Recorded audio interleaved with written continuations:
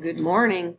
This week we're going to take a look at some pollination of honeybees, other bee insects, and other insects that do pollination in our lives. So for today's lab, we are going to be creating our own complete flower.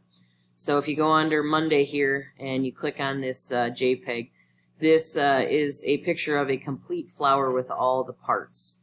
And so much like when we created our honeybee, we are going to create a flower that we can label and label with all the parts. So you want to make sure that you include the pistil here, which is the female reproductive organs. So the pistil contains the stigma, style, and ovary, and the ovules, which is the tiny little immature seeds of the flower.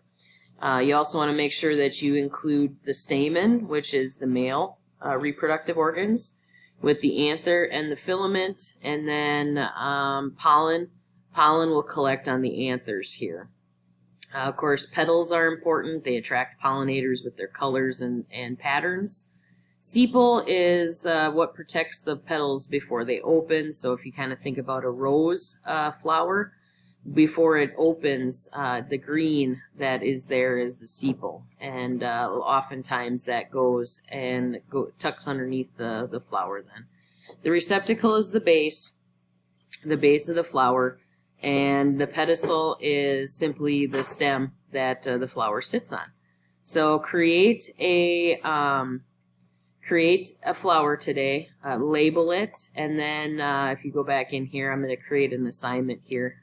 And you can do flower anatomy turn in, and you can send your picture right there.